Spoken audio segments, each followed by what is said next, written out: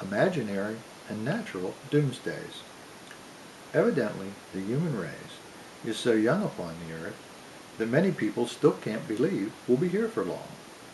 So we've imagined life-diminishing doomsdays for ourselves.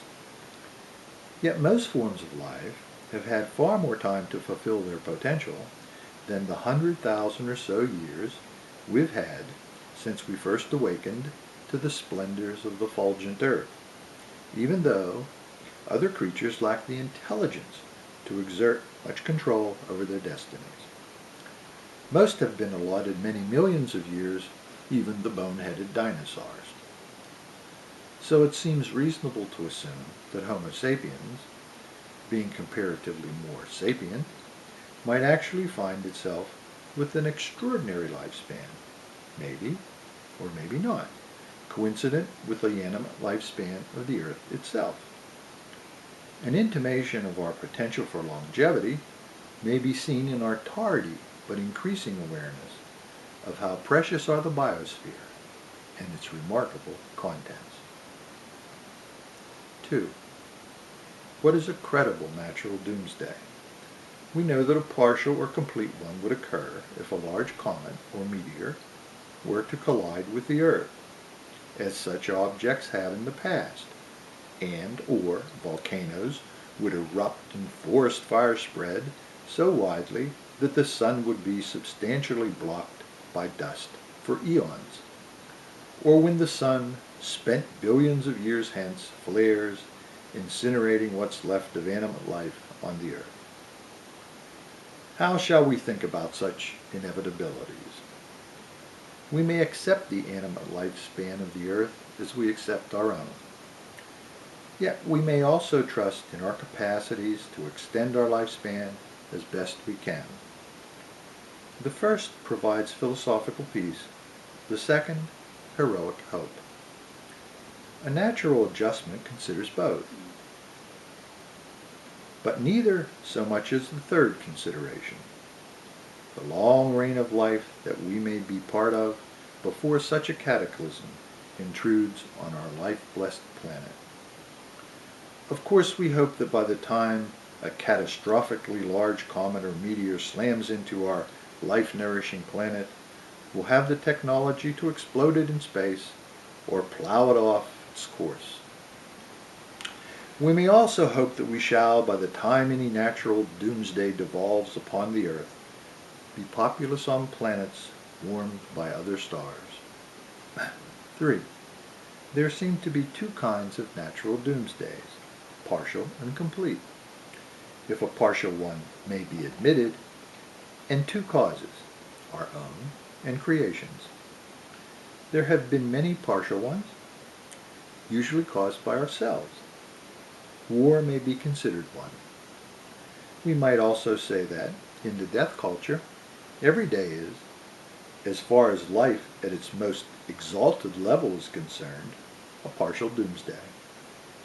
An earthquake might be seen as a natural one.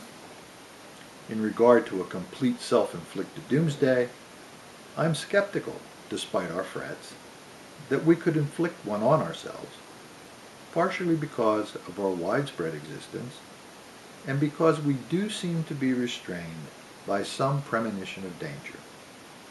I think it is far more likely that we may diminish life insufferably before we are convinced to make amends.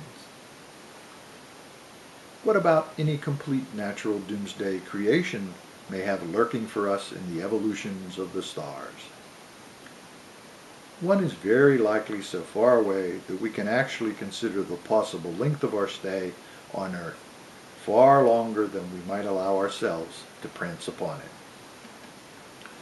After all, we hang on the contingency of the next moment, a partial effect of our overriding death orientation. If we were merely at the mercy of a slamming comet or the fading sun, our stay on the life-graced Earth would be, by comparison, and as a practical consideration, an eternity. Our real concerns should be about the partial doomsdays we inflict on ourselves. Among them, war and mass starvation, pollution, and ill-ministered plagues, all of which are susceptible to a life-affirming world culture. We must also prepare for the partial ones the overall functioning of creation includes, such as storms and quakes. Yet given the enormity of the global weather system and the journey of the planets, how small these soaks and jolts are on, in Fuller's functional vision, Spaceship Earth. 4. What can we say about the belief that, at the end of the world, a supernatural power will come to judge the living and the dead? We believe it is an imaginary doomsday that grows out of our past before we had time to improve life enough to realize it's a blessing and our hope for a universal exit. We also believe, continuing to believe what was inevitably an idea that does not express appreciation for life as we have come to understand it, constitutes an affront to life and creation. 5. It seems more in agreement with the way life evolves, independently, in the far-flung universe, and more fitting in terms of human responsibility, that we're able to judge ourselves at every moment as individuals and as a species, including the moment we are about to complete our lives, when we may decide for ourselves how we've done with the gift of life, so generously given, with the freedom to accept and exalt it, or reject and botch it. 6. While death-revering beliefs conjure thoughts about the complete end of human life, life-revering ones inspire us with hopes for its complete beginning and natural continuance.